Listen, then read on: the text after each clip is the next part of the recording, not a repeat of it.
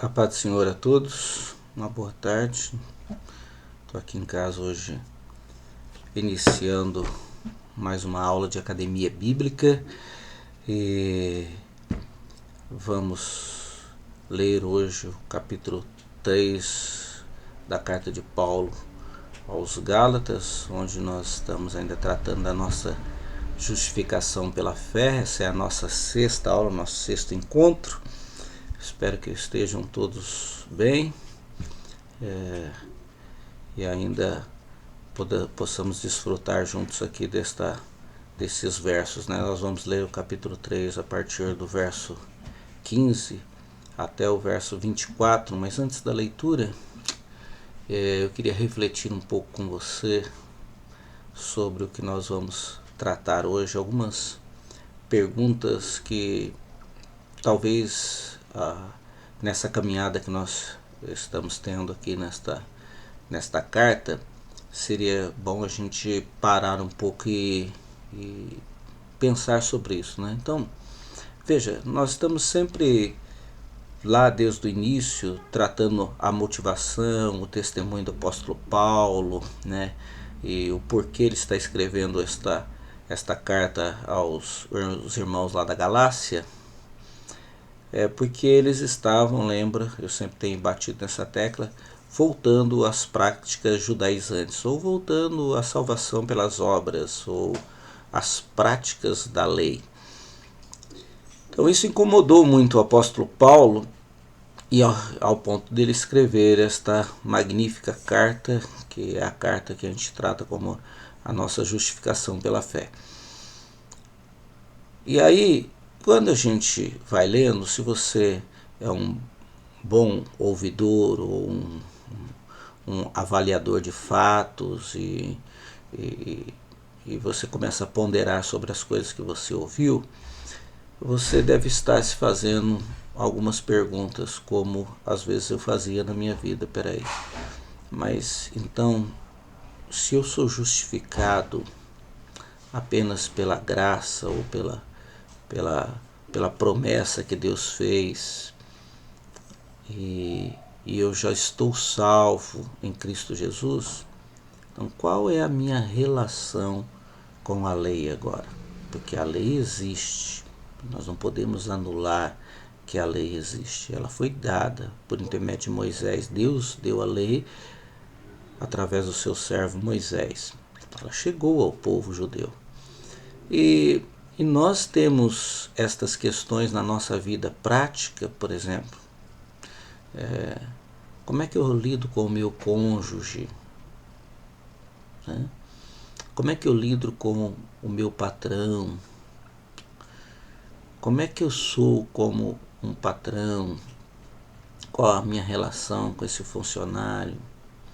Como é que eu lido com as coisas da vida se eu já sou justificado pelo um ato de graça de Deus que eu recebi, né? Como nós vimos na última aula, né?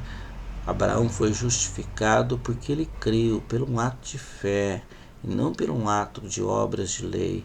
Ele creu e isso lhe foi imputado como justiça, né? Então, Deus justificou Abraão independente das suas leis. Mas qual a sua relação? A relação de todos nós, dos patriarcas, do povo de Deus, com as leis de Deus. Então, isso é uma pergunta muito significativa que nós temos que parar e pensar sobre isto. Mas então vamos ao texto, vamos ler ao texto e vamos ver o que Paulo está nos dizendo agora.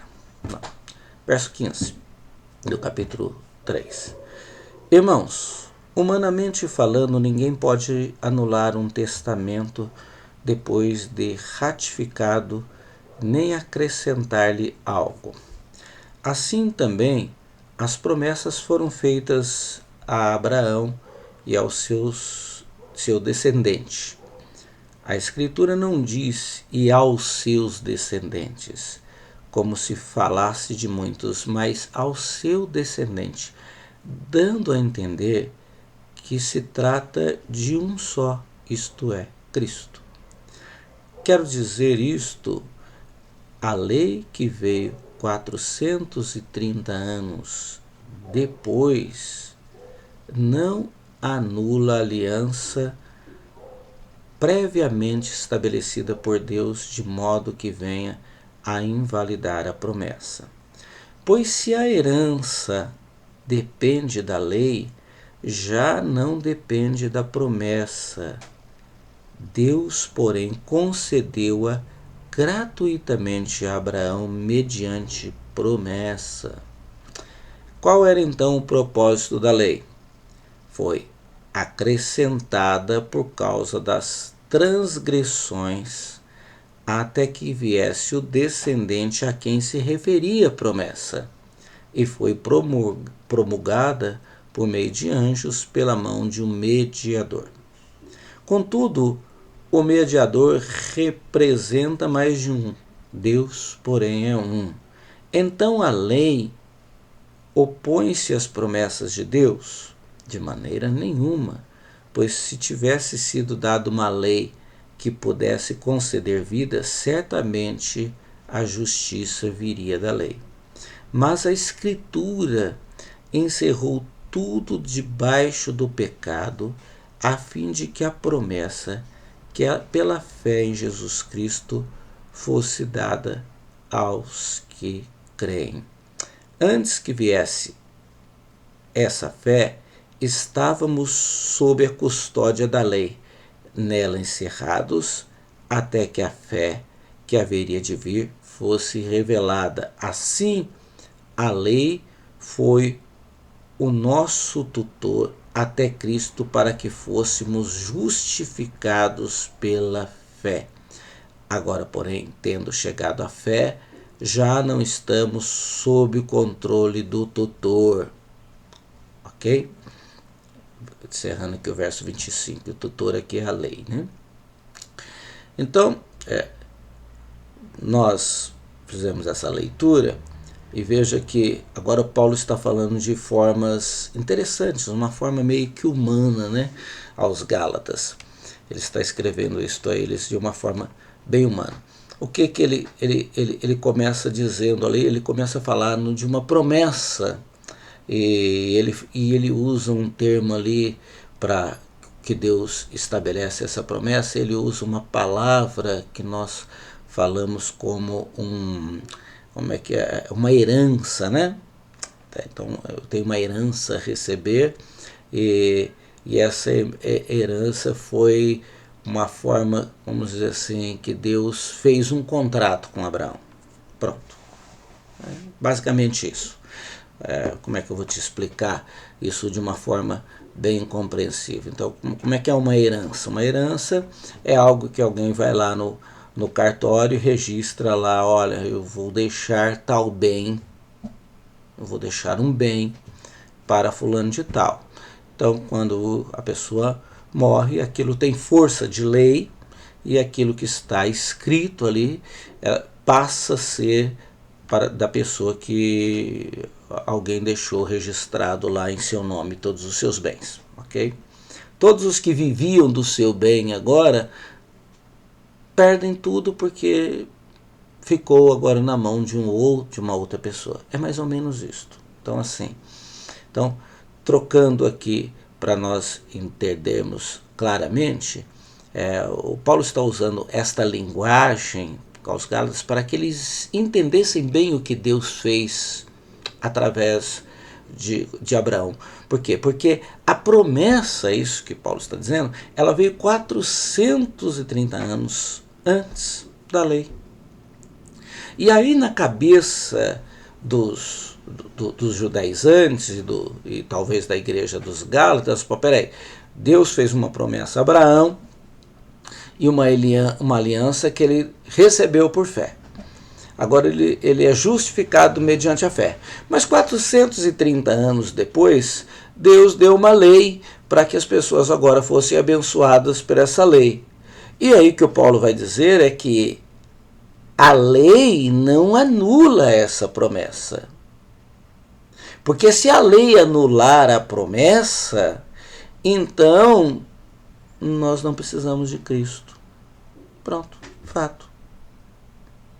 Porque se a lei ela estiver em vigor, e a força da lei estiver em vigor, então eu sou salvo pelos meus méritos e eu sou condenado pelos meus deméritos.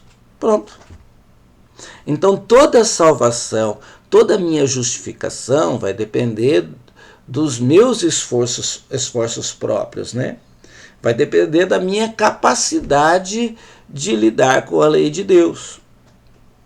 Aí esta é a questão que Paulo vai contender. Então Paulo vai dizer assim, que a lei ela não pode anular a aliança, porque ela foi feita como promessa a Abraão. E que todos nós íamos viver de um só, de um descendente, a ele e o seu descendente. E esta descendente que ele está falando não é Isaac, é Jesus Cristo. E é pelos méritos de Cristo, então, que nós somos abençoados e a promessa se cumpre na nossa vida, não pela força da lei. É como, mais ou menos, funcionasse assim, ele está falando lá de uma herança, como se funcionasse assim. Então, eu chego na minha filha, a Gabriela, e digo para ela assim, Gabriela, olha, no final do ano, o papai vai te dar uma bicicleta, ok? Então, ela ouve esta palavra e ela está vivendo todo aquele ano na esperança, na certeza, na convicção e na fé de que no final do ano eu vou dar uma bicicleta a ela. Ok? Então, isto é uma herança que eu estou dando como promessa a ela de que naquele determinado tempo ela vai receber algo de mim. Agora, eu poderia dizer esta frase de uma outra forma a ela. Eu poderia dizer assim, olha, Gabriela, no final do ano, o papai vai te dar uma bicicleta se você tirar notas boas na escola, ok? Então, percebe? Então, o que mudou? Mudou que agora ela vai ter que ter desempenho.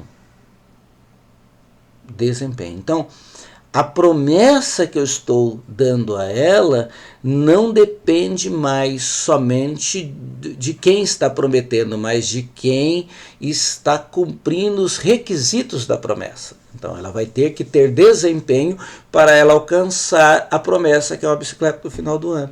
Você entendeu? Então, ou nós vamos viver pela fé, crendo que Jesus Cristo cumpriu tudo no seu corpo em nosso favor e sermos herdeiros de uma promessa que Deus tem para nós, de que nós somos salvos mediante a fé, justificados mediante a fé, na obra em que Jesus Cristo realizou por nós na cruz, ou nós vamos ter que viver a promessa em nosso desempenho, nos esforçando pelos nossos méritos, todos os dias fazendo coisas, cumprindo as leis de Deus para que nós alcancemos as bênçãos de Deus, e aí nós anulamos a promessa, nós anulamos a pessoa de Jesus Cristo como nosso Senhor e Salvador. Ou nós temos Jesus como nosso Salvador mediante a fé e a promessa de Deus, ou nós temos a promessa de Deus mediante o nosso desempenho. É isso que os judaizantes fazem. Ele tem as promessas de Deus mediante os seus próprios méritos, ok? Então, ou nós vamos viver ou nós vamos viver o outro. Nós não podemos viver as duas coisas. Olha, eu recebo Jesus Cristo como meu único Senhor e Salvador, e agora eu vou cumprir leis para justificar. Quando eu faço isso, eu anulo a pessoa de Jesus Cristo. Então veja, o que aconteceu em Gênesis capítulo 15 é um fato que você pode ir lá depois e analisar. Eu vou trocar por miúdos. Então, quando Deus fez a promessa a Abraão vai questionar a Deus como é que ele vai ter certeza, como é que ele vai receber isso. E Deus então vai mandar ele fazer um ritual. O que é aquele ritual? É o ritual usado no Antigo Testamento, lá no tempo dos patriarcas, né, onde eles cortavam animais pelo meio Eles cortavam os animais pelos meio e colocavam as partes uma de frente para a outra, e as duas pessoas que estavam envolvidas naquela aliança, naquele pacto, naquela promessa, elas passavam pelo meio dos dois animais, dos animais cortados, naquele corredor.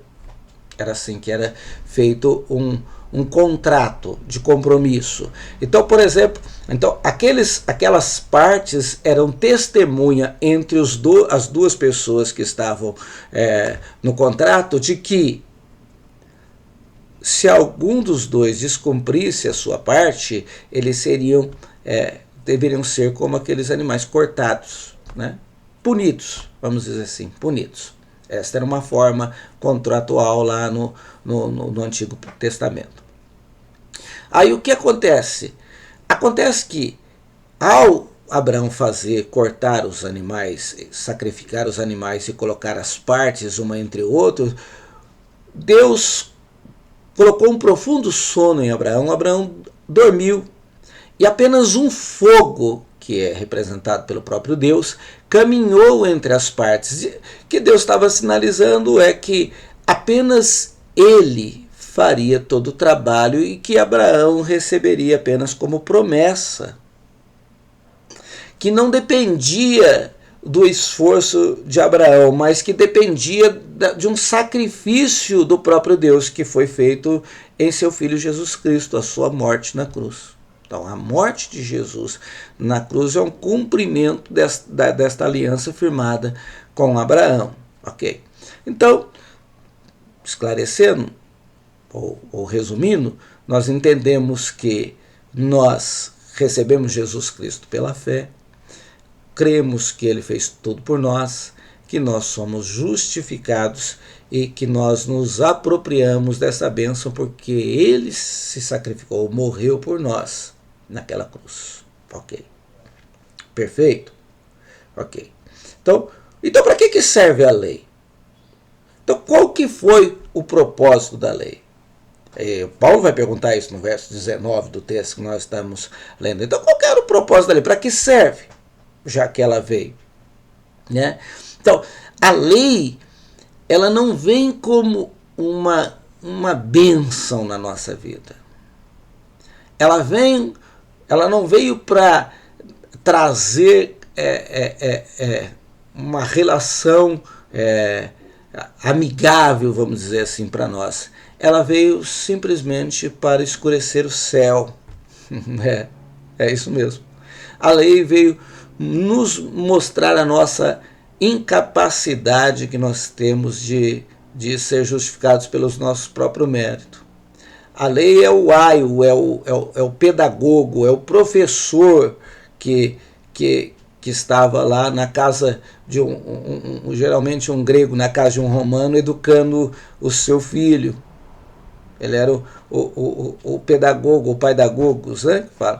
Ele estava ali para dar leis àquela pessoa, para dizer assim, ó, se você cumprir isso, fizer isso direitinho, então você vai receber bênção. Se você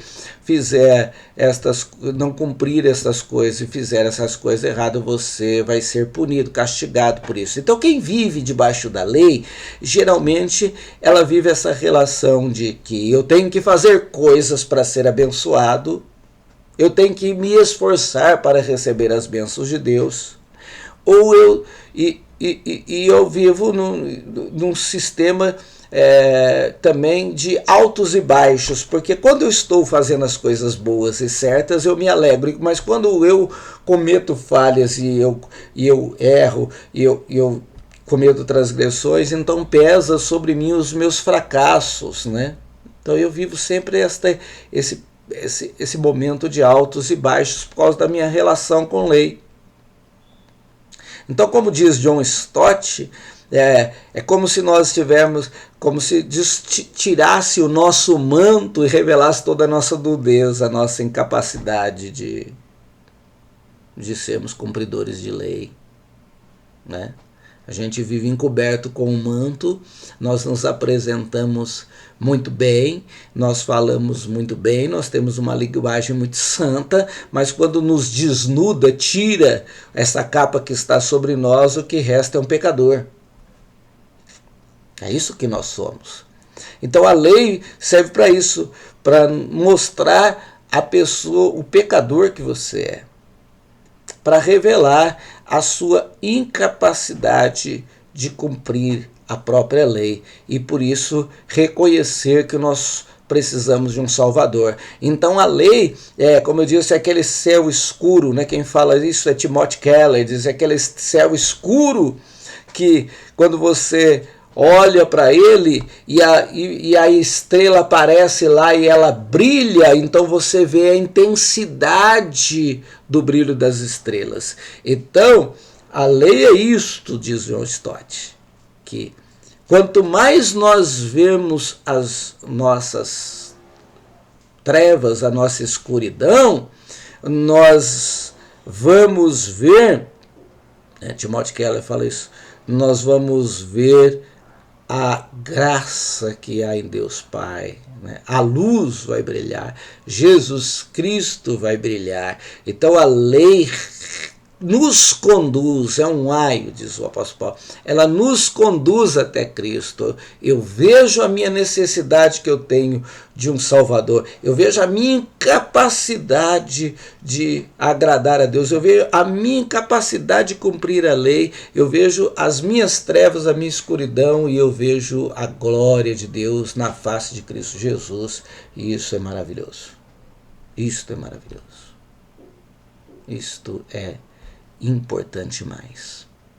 Por quê? Porque agora eu anulo a lei? De forma nenhuma, o apóstolo Paulo vai dizer isso. Ela existe. Ela existe. Só que de uma forma diferente. De uma forma libertadora. Porque quando eu recebo Jesus Cristo como meu Salvador, e agora Ele é o Senhor da minha vida, agora tudo que eu faço é para a glória dEle.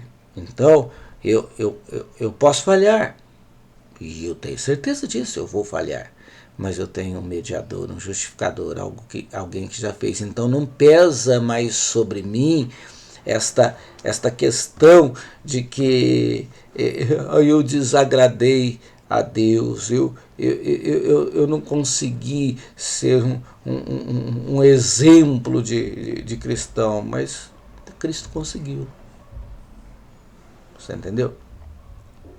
E aí, o mais importante de tudo isto, é essa relação que nós vamos ter, porque ela existe, é que, por que eu vou cumprir as leis de Deus agora? Porque eu olho para a face de Cristo. E eu não faço ela mais porque eu preciso de um Deus abençoador, porque Ele já me abençoou, ou porque eu estou fugindo de uma ira de Deus, do que eu estou fugindo de ser punido por Deus. Eu tenho que fazer coisas, senão eu posso ser punido por Deus. Não. Eu faço porque Deus já fez tudo, aquele amor que me constrange, e agora, então eu passo a exercer com alegria e liberdade as coisas, as leis de Deus. Então eu vou tratar bem aquele que trabalha comigo, eu vou tratar bem o meu cônjuge, eu vou lidar com honestidade com as coisas da vida, eu vou procurar ser santo porque Ele é santo. Eu vou, nós estamos aí no mês no ano que nós estamos falando, viver mais santos, Eu vou viver mais santo porque Jesus é santo. Você não produz santidade. Jesus te santificou. Santidade você não busca. Eu disse isso sábado lá em São Miguel. Santidade você não busca. Eu vou orar para ser mais santo. eu vou jejuar para ser mais santo. Não, oração, jejum é ato de contemplação, de ver o que Deus fez por você, né? No jejum você se anula para ver o que Deus fez por você lá na cruz do Calvário. Na oração você é um diálogo, uma relação de intimidade, né? Nós estamos falando de mais íntimos, né? Você se torna mais servo de Deus porque você tem intimidade com Deus e porque você ama Deus pelo que Ele fez com você. E você é mais santo porque Jesus te santificou. E aí você não busca santidade, como eu disse, você vive santidade. Santidade é para ser vivida. E você só vai viver santidade quando você olhar para o céu escuro e ver a face de Cristo brilhando como uma estrela, uma luz. O sol da justiça que brilhou. Né? Então, é isto. A nossa relação com Deus, é isso que Paulo está dizendo. São estas coisas.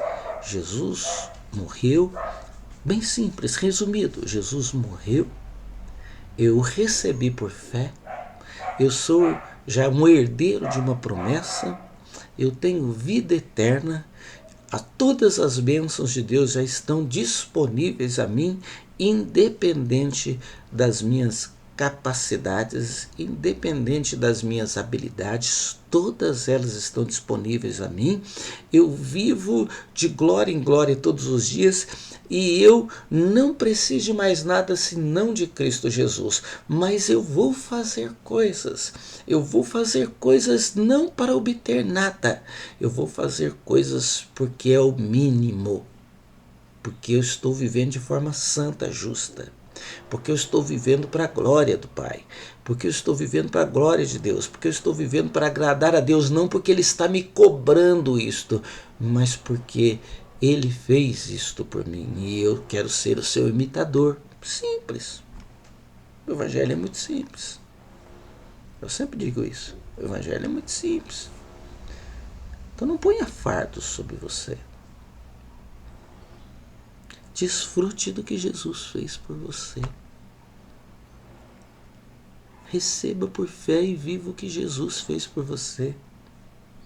Viva alegre em toda e qualquer circunstância da vida. Simples. Evangelho. Isso é Evangelho. Contar o que Jesus fez. Conte para as pessoas o que Jesus fez por você e em você. E viva com alegria. Deus te abençoe. Que você tenha um ótimo final de noite. E a paz de Jesus Cristo esteja sobre a sua vida, e sobre o seu lar, e até a nossa próxima aula, se o Senhor assim o permitir. Amém?